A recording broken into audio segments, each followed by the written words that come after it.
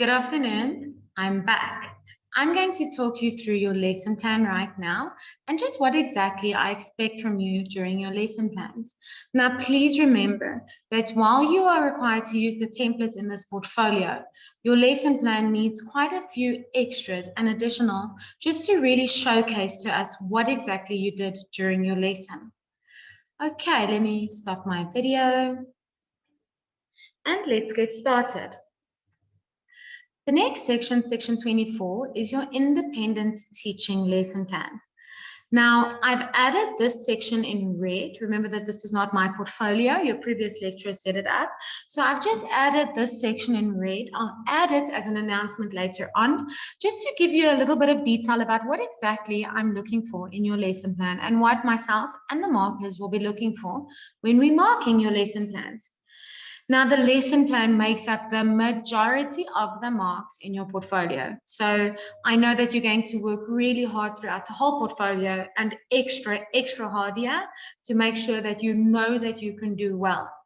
Now, in your lesson plan, you will find the lesson plans that you need to complete before teaching, not co-teaching, before teaching your lessons. So the lesson plans need to be completed in advance, and you give this lesson plan to your mentor teacher, and she will keep it with her, read through it while she is assessing the lesson that you are presenting, or you give a copy of it to your mentor teacher. Now, remember, a lesson plan is exactly that. You are planning for your lesson. Often lessons don't work out the exact way we expect them to, and that's fine. But if you fail to plan, you plan to fail. All the way throughout my whole teaching career, I had lesson plans for every single lesson. And it does get a lot easier and a lot quicker after your first and second year of teaching, if you're teaching the same subject. But remember that no two learners, no two lessons, and no two classes are exactly the same. So you have to plan. While our content knowledge might be great, and I know my subject so well, I still have to plan exactly how this lesson will go. Okay, so you need to complete your lesson plans before you present them. You need to complete them in as much detail as possible. We like lots and lots of detail. And at the end of the lesson, you must reflect. Reflecting is probably one of the main reasons that we want you to do this portfolio, so that you can reflect on what you did and you can grow from it and you can learn from it. Now you will see in your lesson plan, we have broken the body up into 3 main parts. You do not have to stick to 3 parts. You can edit the lesson plan to have more parts or fewer parts, but we think that 3 parts is just a good average number because it allows you to differentiate your lesson. So we want you to differentiate your teaching. This is probably one of my favorite words ever when it comes to teacher education, is differentiate your lesson. Because remember, no two learners have the same learning style. And our main purpose is to make sure that every single learner in that class can learn to the best of his or her abilities. So that old school lecture style teaching that maybe we had at school, where the teacher, you sit there and you listen and the teacher just talks at you and gives you a whole bunch of knowledge, that is not necessarily the best way for every learner in your class to learn.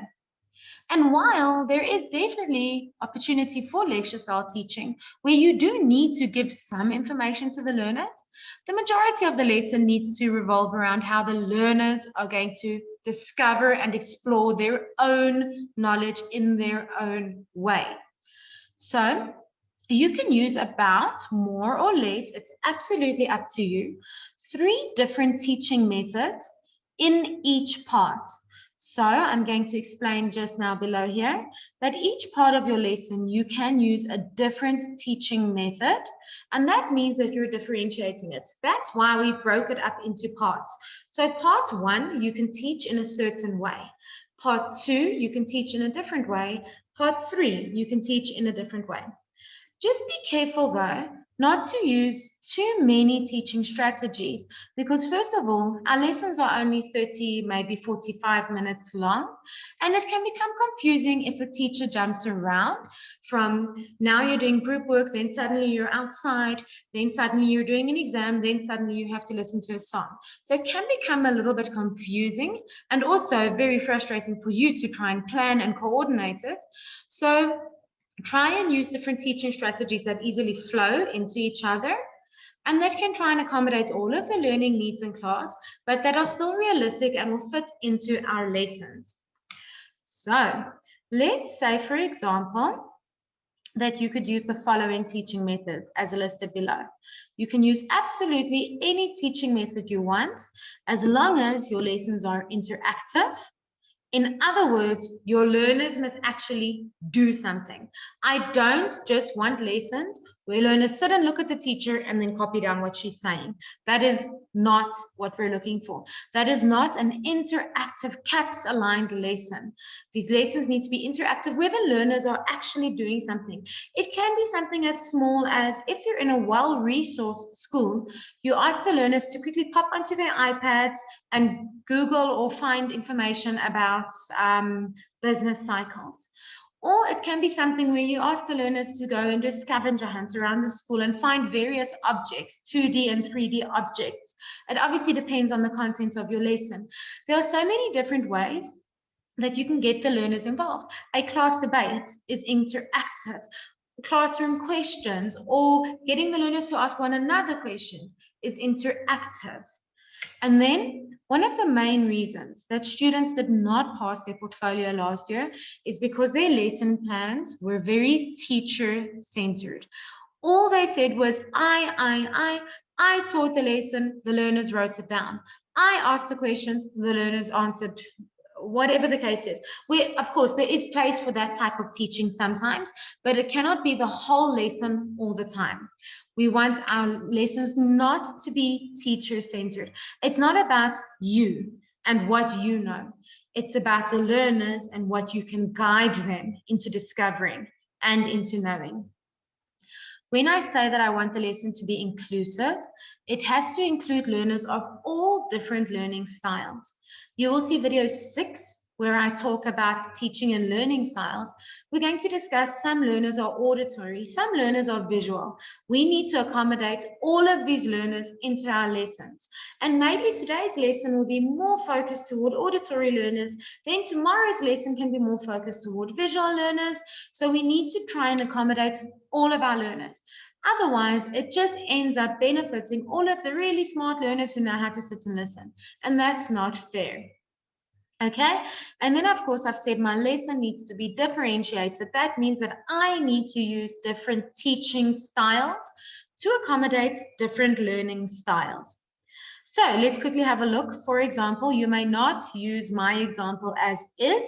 I've just used this to try and explain myself and express myself a little bit better.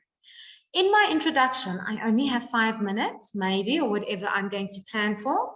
In my introduction, the teaching strategy that I will use is direct instruction. I'm going to ask the learners certain questions just to establish their prior knowledge, and they're going to give me the answers, and then I'm going to tell them to write down the new definitions. So that is more direct lecture style instruction. Then after those 5 minutes, I'm going to get into the body, into the main part of my lesson. And for part 1, maybe for the first 10 minutes or the first 8 minutes of the lesson, I'm going to plan a brainstorming session. And I'm going to keep it simple so that it can accommodate the learners who struggle, the struggling learners. So we're going to say we're going to do it on the board. I'm going to call a couple of learners up, or they're going to work in groups, and they're going to brainstorm as much as what they can about climate change or about forms of ownership in a business, whatever your topic is. They're going to write down a whole bunch of ideas and brainstorm it, discuss it among themselves. And what I really like about brainstorming is that the learners get to feed off one another. And because they probably know how each other thinks a little bit better, they get to feed off one another. If they don't understand something, they can get to hear it from their friends. So maybe the first 8 minutes of my lesson, I'm going to use brainstorming, where they have to brainstorm the topic before we've even gotten into it yet. Then for the second part of my lesson, maybe I could then say, okay, now we're going to do a group worksheet. For example, I'm going to give each group, after they've done their brainstorming, they've given me quick feedback, or depending on the time, maybe not. I just need to really move around the class to make sure that they are brainstorming the topic and not their weekend plans. And then for part 2, group work, I'm going to give them a worksheet that they're going to answer in their groups. Now, in my worksheet, I'm going to have maybe easy questions, medium questions, and difficult questions, or more medium challenging questions so that it can challenge more of the stronger learners in the classroom. And then maybe for part 3, I'm going to give them an experimental activity where I'm going to ask them to go and Google, go and discover, go and do a scavenger hunt, or whatever the case is, where they can experiment. Remember, experiments is not just for the science class. Anywhere where you have to figure out how to get this knowledge is an experiment, is that experimental learning and or exploratory learning. And I'm going to ask them now to answer really difficult questions. We can do a quick pop quiz, whatever the case is. So now I've tried to use activities that flow into one another. I don't want my learners to have to get up and move because that always takes ages. And I've used more than one different teaching strategy. Now, if I only want to use one part in my whole body of my lesson, that's fine. I must just explain it in so much detail that the markers are not going to deduct marks because my lesson isn't full enough. And if you only want to use 2 parts, that's fine. Maybe you don't believe that the lesson will be long enough for them to run around outside as well, or whatever the case is. Then you can just do your brainstorming and your group work, whatever is going to work for you. And then let's say at the end of the lesson, during my conclusion, I've decided I'm going to use a flipped classroom teaching strategy. A flipped classroom is where they become the teachers and I become the learner. And they go, they get the information and they come and teach it to me and to each other. I can maybe use that as part of my conclusion and as part of the homework I'm going to give. So you will see in the above scenario, all of the learners, the struggling learners, the average learners, and the very strong learners all get to participate in activities. Some are geared toward the struggling learners with new concepts. Some are geared toward the really advanced learners. And now we are trying to accommodate all of the different types of learners as well as different types of learning styles in our classroom. Remember, we cannot have a lesson every single day that accommodates all of the different types of learning styles. There are many, there are 6 or there are 8. We can't have a lesson that tries to accommodate all of those, but we need to at least accommodate them in most of our lessons. Okay, then I'm just really going to mention again. I want to move away from using the term teacher or lecturer. I want to rather use the term coach. You need to see the talent in each learner and help them develop that talent toward meeting the outcomes of this module. Just like your soccer coach would. He sees your individual talents and he helps you develop those specific talents to make you a good soccer player. We need to do that with the learners in our class. See each learner's individual talents, their best way of learning. If it's a learner that really struggles with writing essays, but they're really good at group work or whatever, we need to try and accommodate all of them and coach them and facilitate them into becoming the best learner that they can be within their abilities that is best for them. Okay. Then these lessons are presented by you and your mentor teacher will observe it. You will give her a copy of the lesson plan or him a copy of the lesson plan while you're teaching the lesson. And then they are also going to use that to see exactly what you planned for this lesson. So for the general information, please don't leave this out. It's really easy. Kotze High School. The lesson might be 2 60-minute lessons. If I'm planning this for a double lesson, that will be 120 minutes or just one 45-minute lesson. This one lesson plan could span over 3 different periods or 2 different periods, a double period or 1 period. So you don't have to have one specific lesson plan for each period. If your lesson is going to take 3 periods to complete this content, you're going to do 1 lesson and it's going to take 3 periods or 3 school lessons to complete this content. The grade, the topic, the date. Now we are going to look that the grade and the topic meet caps for our South African students, we love our CAPS documents. That is my absolute best friend in the whole world when I'm a teacher, is my CAPS document. And I read it every single night before bed. I go through my CAPS document. No, I joke, but really you should just about do that. Your CAPS document is so important. So we know our CAPS documents really well, and all of our markers do too. So we're going to check that the grade and the topic and the subject all fit into CAPS. If you are a foreign student or you're teaching in a foreign country, or an international student teaching in an international country, you're going to teach according to your curriculum. And then if we have to and we're not sure, we will go and do research and find the curriculum so that we know how we are marking. Okay, then the dates of the lesson that you're teaching, the resources available to the school. Some schools will have lots of resources. Every learner has an iPad. Some schools will have very limited resources where there are barely enough textbooks for all of the learners. And that's what we want to see here, and that you're going to make the best of the situation that you're in. We will not be giving a learner more marks if each kid in the class had an iPad and they could teach that way, and maybe you're at a very under-resourced school and you can't use that. We're not going to mark you down. We're going to look at how you've used your situation in each case to be the best teacher that you can be within that situation. Okay, then class size and other important information. Other important information you can include is that maybe there is a very disruptive learner or group of learners in this class. Or maybe this class is the very last lesson of the day, and now the learners are just tired and they just don't want to. Or after break and everyone's excited because they've had loads of chips and chocolates, whatever the case is. Any other important information you want to include here, like for example, the learners will be using their iPads, or the learners have to go and do research before they come to class. They have to go Google or bring boxes into Paint, or whatever the case is. You're going to include this here, that any information that you think it is important for us to have before we mark your lesson plan. Then we're going to get to the aim of the lesson. The lesson aim is a broad, general sentence, just one sentence or one statement of what the topic that you're going to be teaching. So it's very general.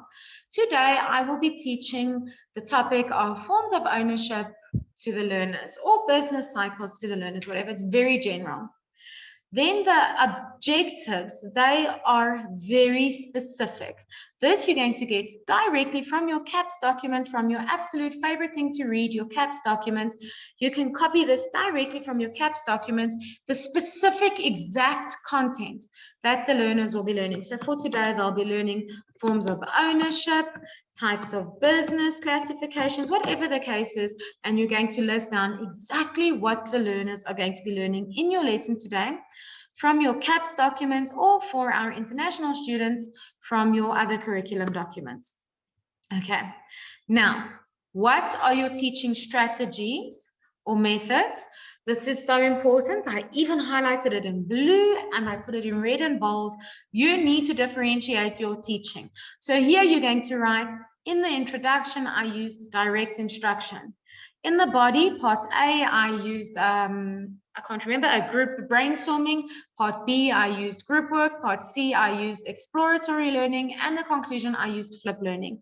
So here for the entire lesson, all of the parts, you're going to write down the teaching strategies that you've used. And just briefly, you can just write down your choice about this is going to help the struggling learners, and that's why I've decided to just write the definitions on the board. This is going to help the really advanced learners, and that's why I've decided to make it as a science experiment. Now remember, you cannot exclude any one learner from your lesson. So while some sections are going to be very easy for all of the learners in the class, and your more difficult advanced activity, only the really strong learners might cope with, then you can guide the weak learners and talk them through it and help them, and then the strong learners have to do it on their own. But you are not allowed to say, okay, all of you guys that don't know the work really well, you're sitting there, you're doing this, you average guys, you're doing this, you strong guys, you're doing this. You cannot do that. All of the learners in the class, it needs to be inclusive of all of the learners, and all of the learners need to participate in all of the activities. That's why I often find it quite good to put easy, medium, and difficult questions in my activity or in my worksheet so that it is geared toward everyone. The more difficult questions, if the struggling learners raise their hand, I can go to them and guide them and facilitate them toward the right answer. But the really strong learners, I'm going to say to them, you know, you figure it out, you can do it, you know, privately, something like that. But we have to include all of the learners in our lesson all of the time. Okay. Then for the introductory phase, how will you get the learners ready for what they want them to learn? And this goes from the known, from their prior knowledge, to the unknown. You're introducing the new topic. So you can start this with, I will test or establish or figure out the learner's prior knowledge by. And then you're going to say, asking questions, cold calling. Cold calling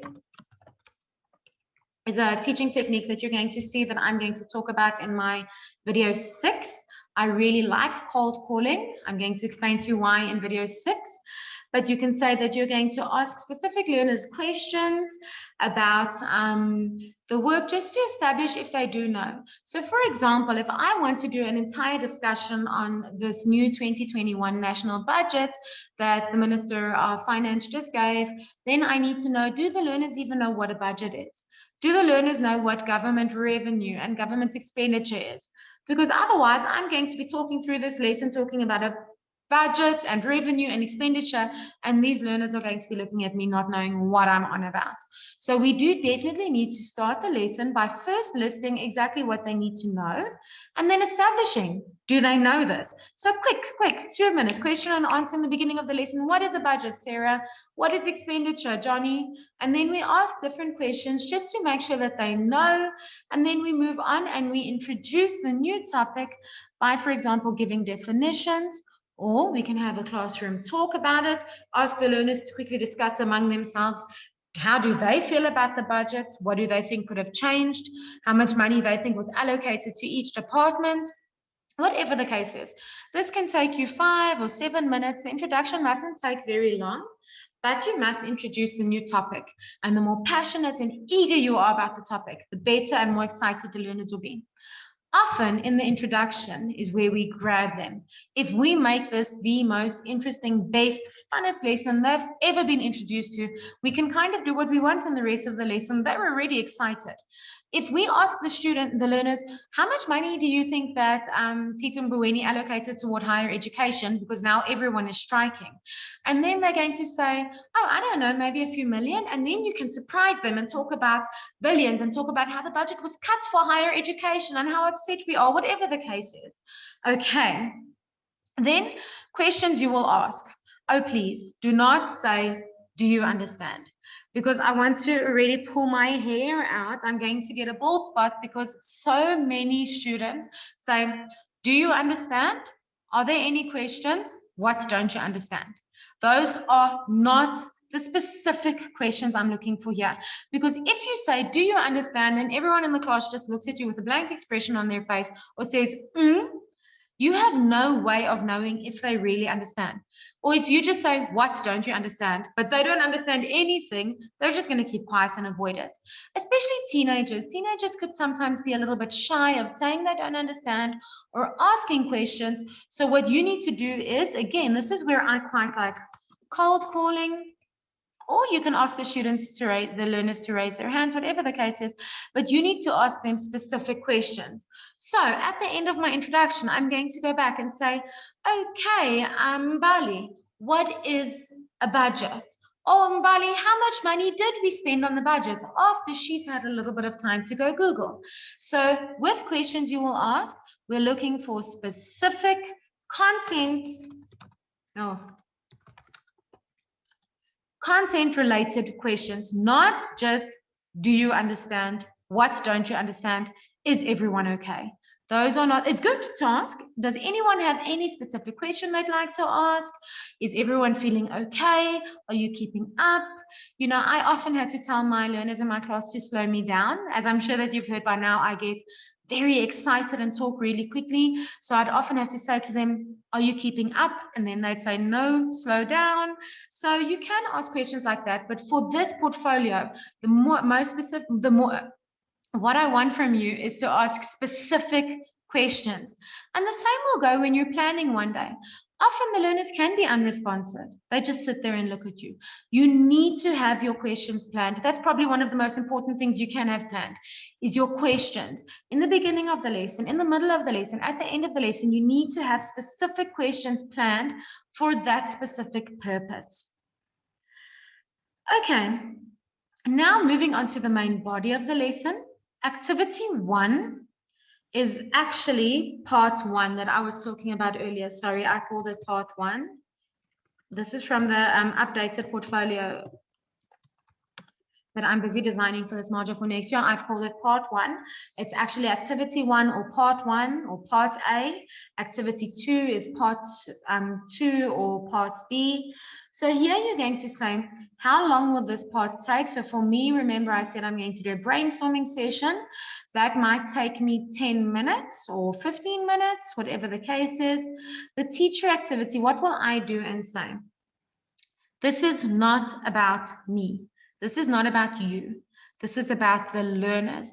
So what I will do and say is what I could write here is I will introduce the topic.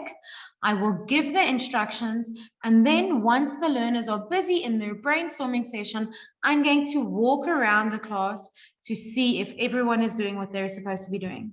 I don't want you to tell me I will teach. That's not a good enough, or it's not a detailed enough answer.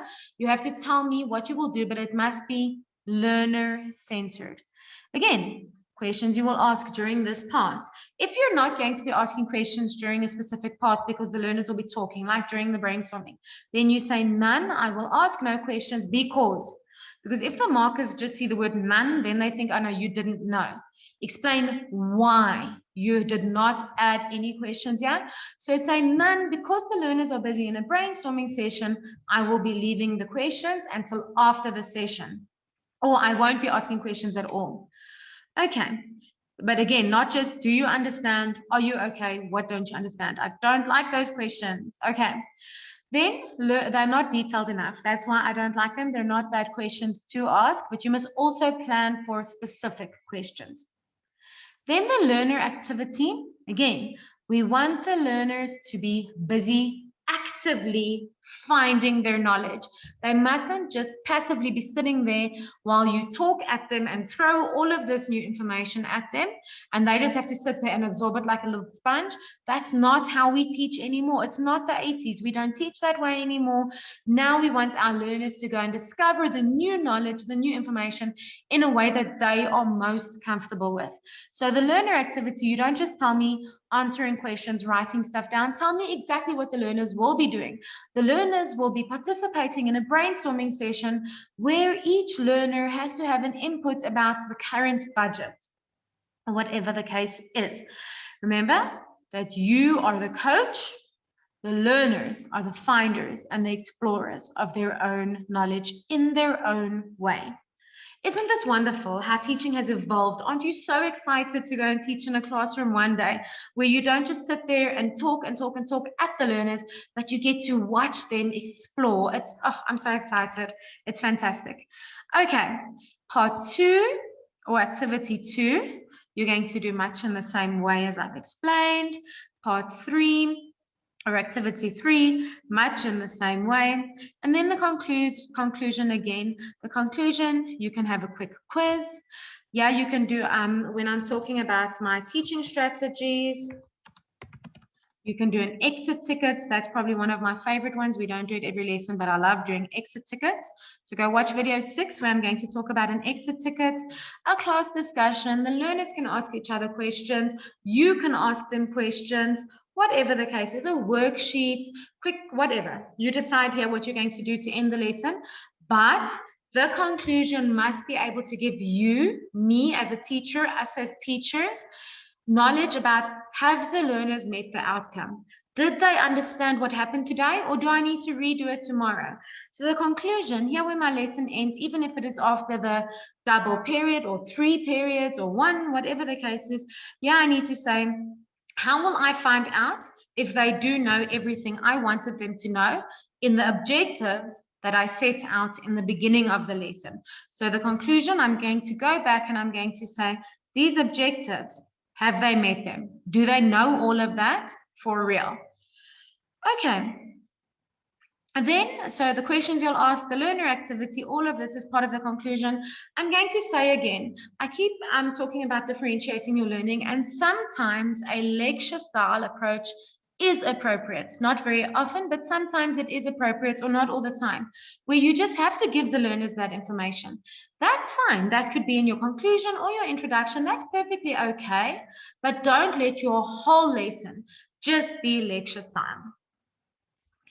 Okay, then for the assessment activity, this assessment activity is something that you have either done during the lesson or after. So for this lesson plan that I've designed for my portfolio, remember that I started them off on a brainstorming session, but I needed to first give them maybe the center of the mind map with the topic that they needed to brainstorm, and that I would include here as the assessment activity.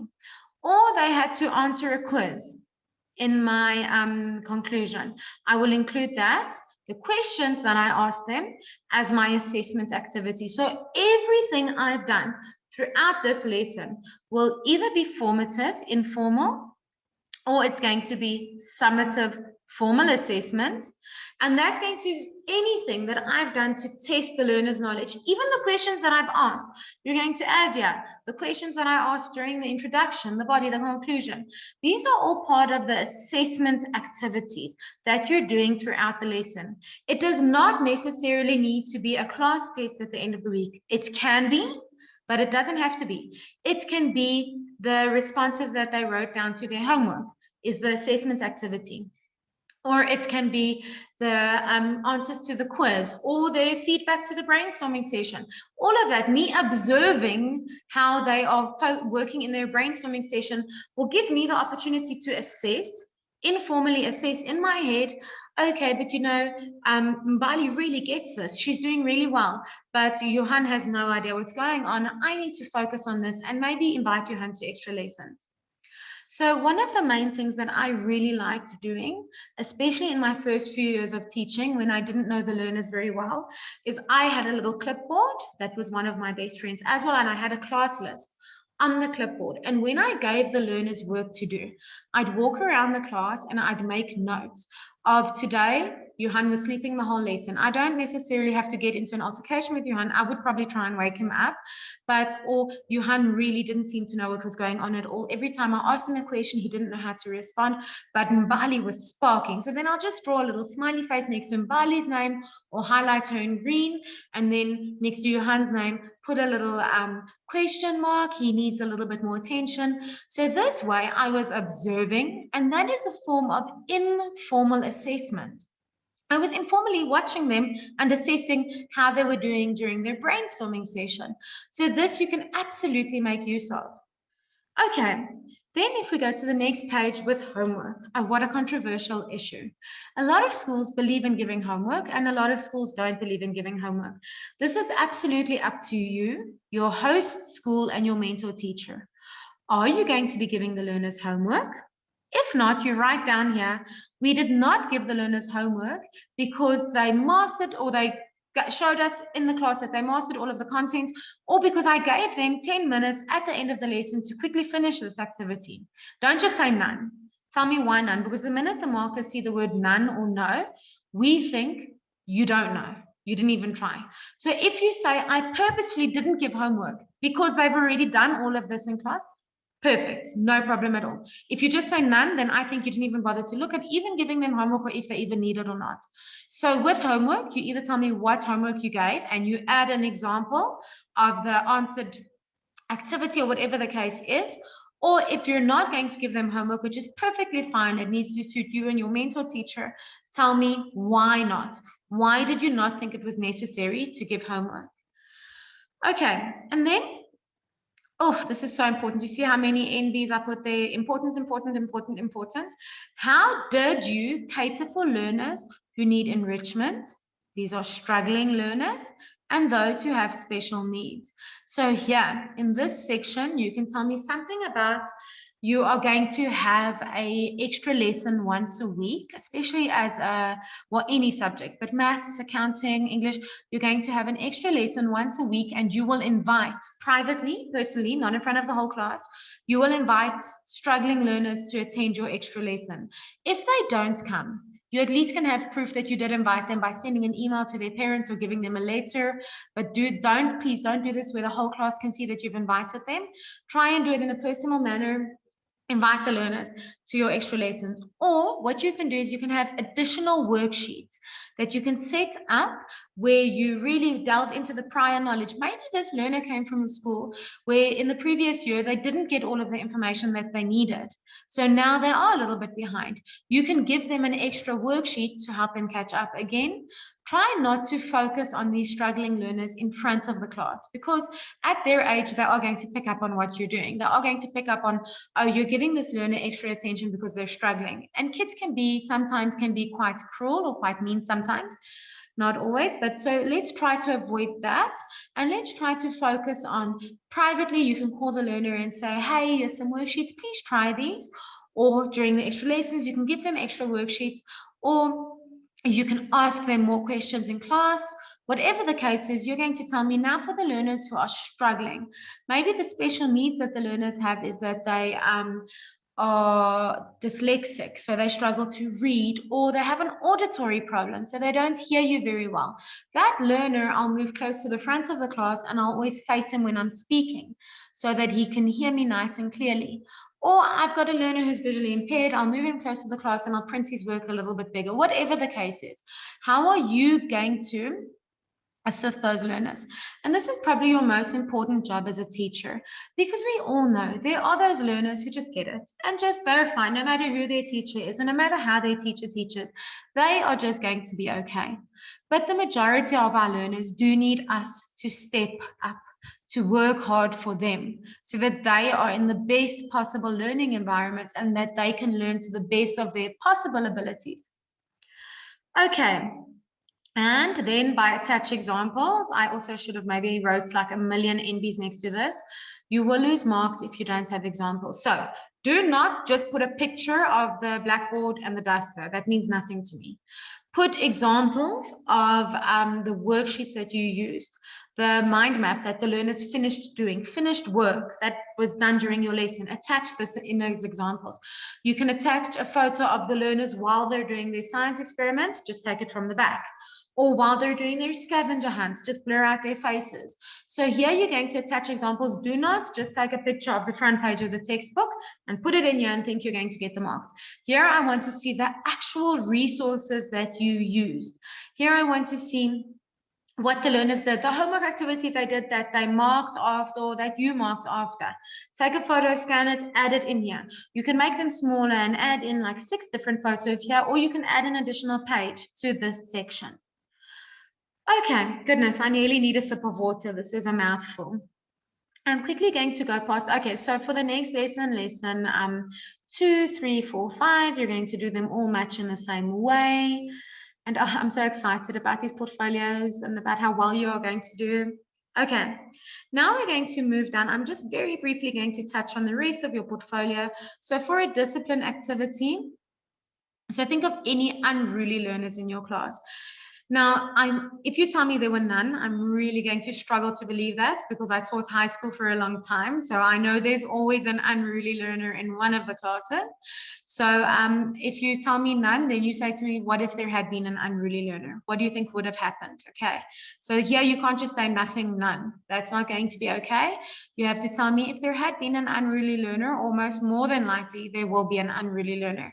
They're teenagers, they're learners. That's just the way they are. And it's what makes our job so interesting and so fulfilling, when you really can break through to learners who are struggling to know how to behave and all of that. Okay, then the next section, assessment of the independent lesson. You're going to print out this page, give it to your mentor teacher, and on this same page, she's going to assess all 5 of your lessons. Now listen very carefully. This lesson, the mark that your teacher gives you here, will not reflect on your marks. Some lessons don't go well. Oh my goodness, if I could take you back to my first year of teaching, most of my lessons didn't go well because I didn't have discipline, I was not consistent, and I didn't prepare enough. So some lessons don't go well, but we learn from those, and that's what makes us great teachers. The next year we come back and we know exactly what didn't work and we do even better. Okay, but none of you are going to struggle like that. I honestly, in my heart, believe every single student is going to have a fantastic first year. But if your teacher doesn't give you a great mark out of 10, that's fine. It doesn't matter. You're still going to include this, and then you're going to ask her, please give me feedback. And I really want to plead with every single one of my students in this module, please be a willing learner in this process. Having a perfect lesson is not always the case. You need to learn from it. And if your teacher does give you criticism, be grateful for it. Take it, be eager, and learn from it. Don't get upset. Don't take it personally. Use it to improve, because next year when you enter that classroom, you're going to be so grateful that someone was honest with you, that someone gave you critical feedback, and that someone was able to advise you on what works best. This is not just here for only these beautiful lessons. So again, if your teacher maybe does mark you down a little bit, that's okay as well. Okay, and then, yeah, so you have to have your mentor teacher's original signature here. You're going to sign it, and you're going to put the school stamp. Do not let this get you under. If you maybe don't have great feedback, that's fine. What I have noticed is that a lot of the mentor teachers are scoring all of the students 90 or 100%. And as someone who had taught myself, that's not always the case that all of the lessons are 90%. Even as a teacher who's been teaching for 10 years, not every lesson is 90%. So let's be realistic, and let's please really try and use this as a learning tool to really learn. Ask your mentor teacher before and say, please be honest, be critical. I want to learn from this. Please, ma'am, please, sir. Okay.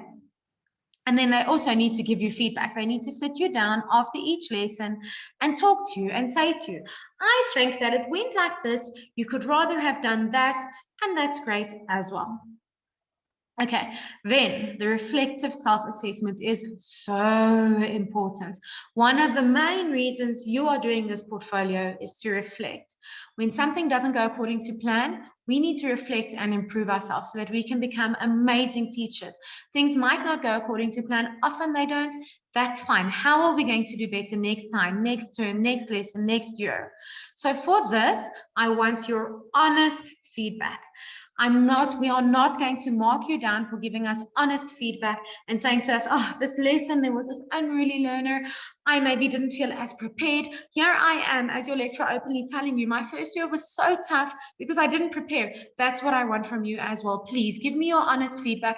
Use this as a growth tool. You're going to write down your real honest feelings about this and do this immediately after your lesson. That same day that you did that lesson, talk to your mentor teacher and then do your reflection. If you leave it all for that last week of teaching practice, first of all, we're going to pick up on it. We've marked loads of portfolios, we know. And second of all, it's going to not be as beneficial to you if you're not giving honest, immediate reflection. Trying to reflect on something weeks after it's happened is not as beneficial as reflecting immediately after it happened, because this reflection in section 27 can help you improve for your next lesson as well. Okay, goodness. And then you're going to be doing that for all of the lessons in your portfolio. And the next one, the lesson observations. Please understand very carefully, this is not the same observations as in assignment 2.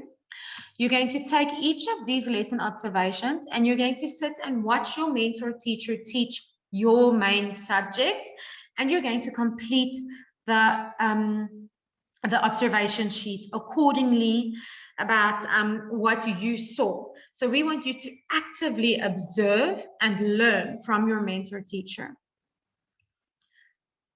Okay, let me quickly scroll down to pass all of the lesson observations. And then what can I share? These tips are also so important to us as your module lecturers and as the people who are trying to coach future teachers. Don't forget to add your subjects.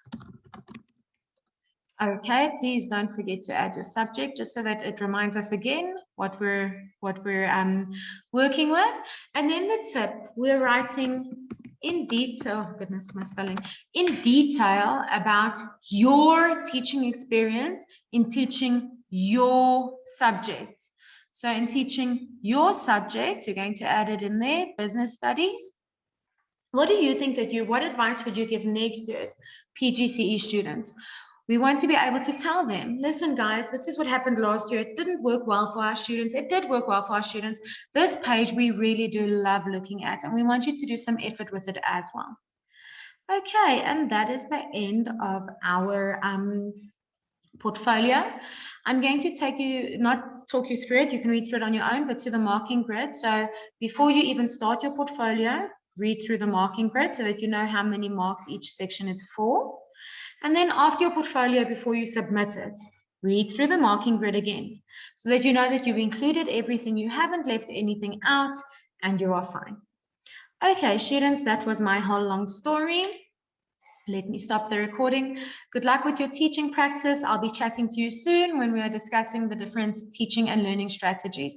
And have a blast. Really enjoy and really learn from your teaching practice and enjoy doing your portfolio.